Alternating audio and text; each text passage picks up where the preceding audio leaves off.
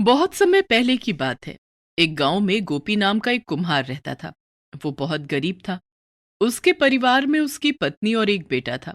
जैसे ही गर्मी का मौसम शुरू होता, गोपी कुम्हार ढेर सारे मटके बनाकर रख देता। गांव के लोग उसी के यहाँ से मटके लेते थे, लेकिन औने पौने दामों पर ही खरीदते थे। अरे गोपी भैया, तुमने तो मटके का दाम 100 रुपए बता दिया। भला ऐसा क्या है इस मटके में जो 100 रुपए का दे रहे हो? भैया थोड़ा सा मेरे बारे में भी सोचो। मैं इतनी दूर नदी से मिट्टी लेकर आता हूँ, फिर उन्हें घड़ों में ढालता हूँ, फिर उन्हें सुखाता हूँ और आग जलाने के लिए भूसा भी खरीद कर लाता हूँ। मेरी लागत बहुत ज्यादा हो जाती है। 100 रुपए दाम एकदम बिल्कुल सही है। नहीं भैया नहीं, मैं तो 100 रुपए में मटका नहीं खरीद सकता। हाँ, 100 रुपए के 2 मटके देने हैं तो बोलो, वरना ये पकड़ो अपना मटका, मैं चला। गोपी सोचने लगता है। फिर उसके बाद वो शंभू को आवाज देकर बोलता है। चलो भैया कोई बात नहीं, ले जाओ तुम मटका। शंभू दो मटके उठाता है और वहां से चला जाता है। तभी गोपी की पत्नी वहां आती है और गोपी पर चिल्लाने लगती है। ये क्या? तुम तो यहाँ पर मटके बनाते हो और फिर नुकसान में चले जाते हो। ये बात क्यों समझ में नहीं आती है कि मटका लोगों की जरूरत है। गर्मियों में मटके का पानी पीने के लिए लोग मटका खरीदते हैं। तुम अपने दाम कम करोगे तो वो लोग तुम्हारा इसी तरह फायदा उठाएंगे। मैं क्या करूं, मैं तो परेशान हो गया हूं। लोगों को लगता है कि मैं मेहनत ही नहीं करता। बस मैं तो चाक पर मिट्टी डालता हूं और घड़े बनाकर तैयार कर देता हूं। अगर ऐसा ही चलता रहा तो सच कहता हूं, ये काम धंधा सब छोड़ दूंगा और चला जाऊंगा यहाँ से। गोपी अभी परेशान बैठा हुआ बातें कर ही रहा था कि तभी वहां पर एक बुढ़ा आता है। अरे बेटा, मेरे को एक घड़ा लेना है। कौन सा घड़ा चाहिए बाबा? देख लो यहाँ पर इतने सारे घड़े रखे हैं। बेटा, मुझे घड़ा तो जरूर चाहिए, लेकिन मैं अपनी मिट्टी साथ लेकर आया हूँ। वो क्या है कि मैं किसी और मिट्टी का पानी पी नहीं सकता। बड़े लोगों से मैंने बोला, लेकिन किसी ने भी मेरे लिए एक घड़ा तैयार नहीं किया। अगर तुम मेरे लिए घड़ा तैयार कर सको तो मैं तुम्हें उसकी अच्छी कीमत दूंगा। हाँ हाँ, क्यों नहीं, लाओ बाबा। मेरे को अपनी मिट्टी दो, मैं अभी घड़ा तैयार करता हूँ। पर 3 दिन बाद उसे लेने के लिए आना। 3 दिन बाद मैं उसे पक्का बना दूंगा। बूढ़ा आदमी गोपी को मिट्टी दे देता है। 3 दिन बाद आने की बात कहकर वो वहां से चला जाता है। गोपी तुरंत उस मिट्टी को गूंथ कर चाक पर लगा देता है। गोल गोल चाक पर घूमते हुए वो घड़े को तैयार करता है। अरे वाह, बूढ़े बाबा तो इतनी कमाल की मिट्टी लेकर आए हैं। कितना प्यारा घड़ा तैयार हुआ है। इसे देखकर तो लगता है ये कल तक सूख जाएगा और परसों मैं इसे आग में ताप कर पक्का बना दूंगा। इसे आराम से घर के अंदर रख देता हूँ। कहीं ऐसा ना हो कि गलती से मैं किसी ग्राहक को दे दूं। गोपी उस घड़े को ले जाकर घर के अंदर रख देता है और अपनी पत्नी और बेटे को बोल देता है कि इस घड़े को ना छेड़े, क्योंकि ये बूढ़े बाबा का घड़ा है। 3 दिन बीत जाते हैं। घड़ा भी पक्का होकर तैयार हो जाता है, लेकिन वो बूढ़े बाबा घड़ा लेने के लिए नहीं आते। सुनती हो, वो बूढ़े बाबा तो अपना घड़ा लेने के लिए आए ही नहीं। अभी घड़े को देखते रहोगे या बाजार से सामान लाकर भी दोगे? मैंने कहा ना कि घर में चावल भी बिल्कुल नहीं है। अरे हाँ हाँ, याद आया। मैं तो भूल ही गया कि तुमने मुझसे अभी अभी चावल बोला था। अभी गोपी ने चावल बोला ही था कि घड़ा चावल से भर जाता है। गोपी हैरानी से उस घड़े को देख रहा था। तभी वो अपनी पत्नी को बोला कि देखो, मैंने अभी चावल बोला और ये घड़ा चावल से भर गया। क्यों मजाक करते हो मेरे साथ में? जरूर तुमने चावल लाकर इस घड़े में डाल दिए होंगे। अब मजाक बंद करो, मुझे खाना बनाना है। लाओ ये सारा चावल निकाल कर मुझे दो। गोपी घड़े में से चावल निकालकर अपनी पत्नी को दे देता है, लेकिन वो जानता था कि उसने चावल बोला और घड़ा चावल से भर गया। तभी उसने घड़े से कहा। बूढ़े बाबा के मटके, मुझे पैसे चाहिए। गोपी के ऐसा बोलते ही वो घड़ा चमकदार रोशनी से भर गया और वो देखता है कि उसमें ढेर सारे पैसे हैं। उसे यकीन नहीं हो रहा था कि यह जादुई घड़ा है।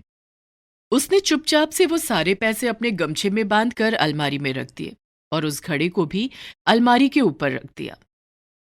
हे भगवान, इसका मतलब वो बूढ़े बाबा जो मिट्टी देकर गए थे वो जादुई मिट्टी थी। इसका मतलब कि ये घड़ा भी जादुई घड़ा है। इससे मैं जो भी कुछ मांगूंगा वो मुझे मिल जाएगा। पर मैं इसके बारे में किसी को कुछ नहीं बताऊंगा। लगता है तुम बहरे हो गए हो। मैं कब से आवाज लगा रही हूं तुम्हें कि आकर खाना खा लो। तुम कौन सी दुनिया में खोए हुए हो? तू खाने की बात कर रही है? यहाँ पर मेरा दिमाग घूमा हुआ है। तुम्हें पता है वो बूढ़े बाबा जो मिट्टी मुझे देकर गए थे और जिससे मैंने वो मटका तैयार किया था, वो जादुई मटका है। लगता है आज तुमने सुबह सुबह ही भांग खा ली है। कैसी बातें कर रहे हो? जादुई मटका? तभी गोपी अलमारी खोलकर उसे वो गमछा दिखाता है जिसमें उसने ढेर सारे पैसों को बांध कर रखा हुआ था। पैसों को देखते ही गोपी की पत्नी की आंखों में चमक आ जाती है। अरे वाह! ये तो बहुत अच्छा हुआ। अब हम लोग अमीर हो जाएंगे। तुम्हारे पास भी सब कुछ होगा। मैं भी अभी यही सोच रहा था। क्यों ना हम एक काम करें, हम घड़े से कुछ ऐसा मांगते हैं जिससे हम एक दिन में ही बहुत अमीर हो जाएं। तभी गोपी के दरवाजे पर दस्तक होती है। वो देखता है कि गांव की 2-3 औरतें उसके यहाँ से मटका खरीदने के लिए आई हैं। हाँ हाँ, क्यों नहीं। मेरे पास में छोटे बड़े घड़े हैं और बड़ी छोटी सुराही भी है। बताओ क्या दिखाऊं? मुझे वो बड़ा घड़ा दिखाओ। मुझे सुराही दिखाओ। घड़ा और सुराही लेने के बाद में जब औरतें दाम पूछती हैं तो गोपी उन्हें दोनों की 100-100 रुपए दाम बताता है। 100 रुपए? बाप रे बाप! ऐसा क्या है इस घड़े में जो 100 रुपए का दे रहे हो? गोपी उस औरत के हाथ से घड़ा ले लेता है और गुस्से में बोलता है। 100 रुपए से 1 रुपए कम नहीं लूंगा। घड़ा लेना है तो लो, वरना मत लो। वो औरतें घड़ा छोड़कर चली जाती हैं। बड़ी आई 100 रुपए में घड़ा लेने वाली। अरे जाओ जाओ, अब मुझे किसी को घड़ा बेचने की कोई जरूरत नहीं है। देख लेना गांव वालों, अब मैं इस गांव का सबसे अमीर आदमी बनकर दिखाऊंगा। तभी गोपी घर के अंदर आता है और अपनी पत्नी के साथ उस जादुई मटके से बोलता है। बूढ़े बाबा के जादुई मटके, मुझे बहुत सारा सोना चाहिए। तभी घड़े में से एक चमकदार रोशनी बाहर आती है और पूरा घड़ा सोने से भर जाता है। गोपी और उसकी पत्नी दोनों बहुत खुश हो जाते हैं और वो सारा सोना घड़े में से निकाल लेते हैं। इतना सारा सोना! अब तो हमारा बहुत सुंदर घर होगा। हमारे घर में भी घोड़ा गाड़ी होगी। मेरे पास भी सुंदर सुंदर कपड़े होंगे। वाह! मजा आ गया। हाँ हाँ, हमारे पास अब सब कुछ होगा। अब मैं किसी के आगे हाथ जोड़कर ये नहीं कहूंगा कि आप मुझे इस घड़े का ये दाम दो। अपने गांव का सबसे अमीर आदमी हूँ। गोपी अपना बड़ा घर बना लेता है। गोपी और उसकी पत्नी महंगे कपड़े और गहने पहनकर गांव में घूमने निकल जाते हैं और उन दोनों को इतने महंगे कपड़े और गहनों में देखकर गांव के लोग हक्के बक्के रह जाते हैं। क्या गोपी भैया, कोई खजाना हाथ लग गया है क्या? तुम्हारे तो ठाट बाट देखते बन रहे हैं। भगवान ने मेरी सुन ली है, इसलिए भगवान ने मुझे वो सब कुछ दिया जो मैं चाहता था। अब मैं कोई मामूली कुम्हार नहीं हूँ। अरे गोपी भैया, कहीं ऐसा ना हो कि वो कहते हैं ना कि अमीरी आने पर कहीं तुम ऐसा ना हो कि अपना काम ही भूल जाओ। गोपी कुम्हार अब गोपी कुम्हार नहीं रहा। दो दो पैसों के लिए तुम जैसे लोगों से लड़ाई करे। अरे भाई, मेरे पास तो अब इतना पैसा है कि मेरी 7 पुश्तें बैठकर खाएंगी। क्यों इन लोगों के मुंह लग रहे हो? ये तो हम लोगों को अमीर देखकर चिढ़े जा रहे हैं। तभी वहां पर एक बूढ़ी औरत आ जाती है। गोपी के रंग ढंग बदले हुए देखकर वो औरत उससे कहती है। गोपी, नया नया अमीर हुआ है, इसीलिए लगता है अमीरी तेरे दिमाग पर चढ़ गई है। कहीं ऐसा ना हो कि वो कहावत है ना कि कौवा चला हंस की चाल और अपनी चाल भी भूल गया। हाँ हाँ बूढ़ी काकी, जो कहना है कह लो, लेकिन मैं जानता हूँ तुम सब गांव वाले मुझसे जल रहे हो। गोपी और उसकी पत्नी में बहुत घमंड आ चुका था। अब वो किसी से बातें भी नहीं करते थे। बस जब देखो मटके को कुछ बोलते और उससे वो सब कुछ ले लेते। गोपी ने अब घड़े बनाना बिल्कुल ही बंद कर दिया था। वो बस मजे से लेटा रहता। उसकी पत्नी नौकरों पर हुक्म चलाती। देखते ही देखते 1 साल बीत जाता है और फिर वापस गर्मियों का मौसम आ जाता है। वक्त बदलते देर नहीं लगती। देखो जादुई घड़े की मदद से आज हम लोग कितने अमीर हो गए हैं। आज ऐसी कौन सी चीज है जो हम लोगों के पास नहीं है? पिछले साल यही समय था जब मैं दो दो पैसे के लिए लोगों से बोलता था। ये बात तो तुमने एकदम सच बोली है। इस घड़े की मदद से आज हमारे पास बहुत कुछ है। पर ना जाने क्यों कभी कभी मेरे मन में बड़ा बुरा सा विचार आता है। तू भी बावली है, भला क्यों बुरे विचार मन में लेकर आती है?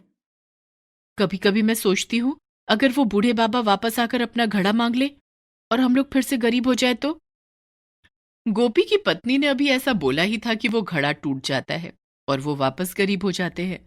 तभी वो बूढ़ा आदमी आता है। अरे गोपी बेटा, मैंने तुम्हें पिछले साल घड़ा बनाने के लिए दिया था। क्या वो तैयार हो गया? लेकिन गोपी को कुछ और दिखाई नहीं दे रहा था। वो तो देख रहा था कि उसका घर वापस पुराना हो गया है। वो अभी भी अपने घर के बाहर घड़ों के साथ बैठा हुआ है। हे भगवान, ये क्या हो गया? हम लोग फिर से गरीब हो गए। मैंने सोचा था कि मैं तुम लोगों की मदद करता हूँ, इसलिए मैंने तुम्हें वो जादुई मिट्टी दी जिसका तुमने वो जादुई घड़ा बनाया। लेकिन तुम लोगों से अपनी अमीरी संभाली नहीं गई। भगवान उसी को देता है जो चीजें संभाल कर रख सके। गोपी और उसकी पत्नी दोनों सर पकड़कर बैठ जाते हैं।